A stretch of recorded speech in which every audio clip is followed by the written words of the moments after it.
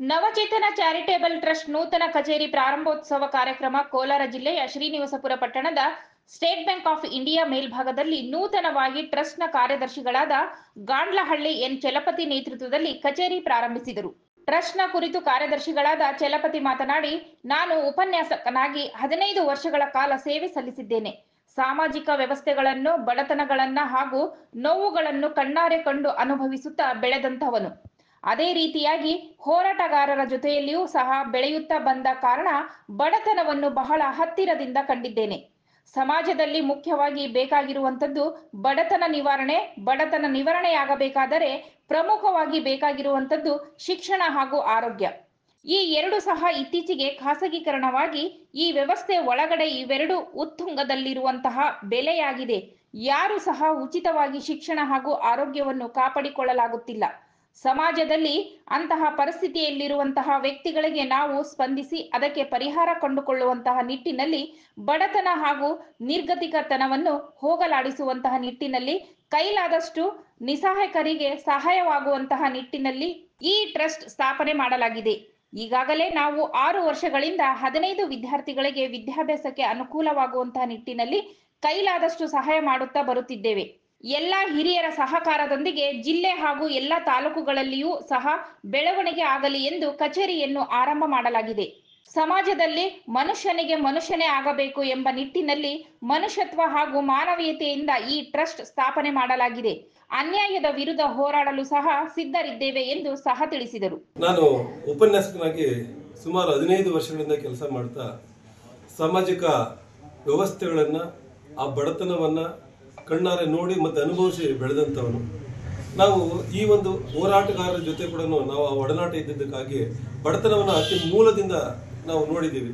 ಹಾಗಾಗಿ ಸಮಾಜದಲ್ಲಿ ಅತಿ ಮುಖ್ಯವಾಗಿ ಬೇಕಾಗಿರುವಂಥದ್ದು ಬಡತನದ ನಿವಾರಣೆ ಆಗಬೇಕಾದ್ರೆ ಒಂದು ಶಿಕ್ಷಣ, ಇನ್ನೊಂದು ಆರೋಗ್ಯ.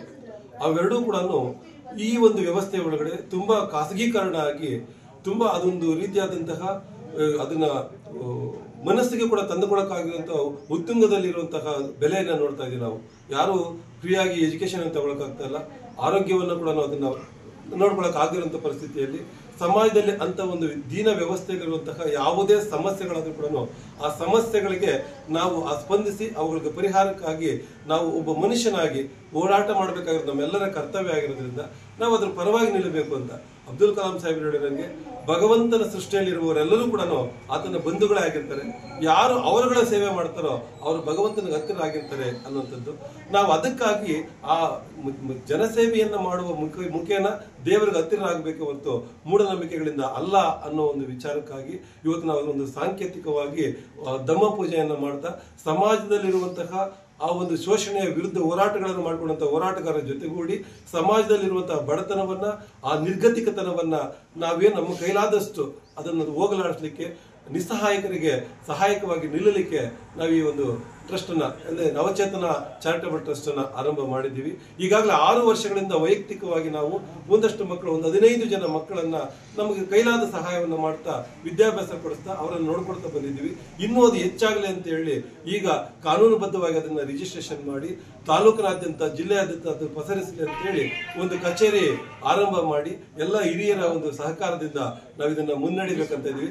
ಸಮಾಜದಲ್ಲಿ ನಾವೆಲ್ಲರೂ ಕೂಡ ಮನುಷ್ಯನಾಗಬೇಕು, ಮನುಷ್ಯನಲ್ಲದೆ ಇನ್ಯಾರಾಗಲಿಕ್ಕೆ ಸಾಧ್ಯ ಇಲ್ಲ.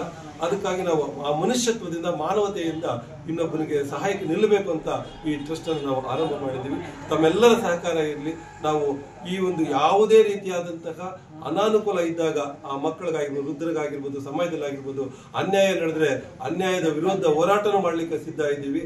ಆ ನಿರ್ಗತಿಕತನ ಇದ್ದಾಗ ಅಥವಾ ಬಡತನ ಇದ್ದಾಗ ನಮ್ಮ ಕೈಲಾದ ಮಟ್ಟಿಗೆ ಸಹಾಯಕ್ಕೆ ಕೂಡ ನಾವು ಬದ್ಧರಾಗಿದ್ದೀವಿ ಅಂತ ಹೇಳ್ತಾ ಈ ಟ್ರಸ್ಟ್ ಅನ್ನ ಆರಂಭ ಮಾಡ್ತಾ ಇದ್ದೀವಿ.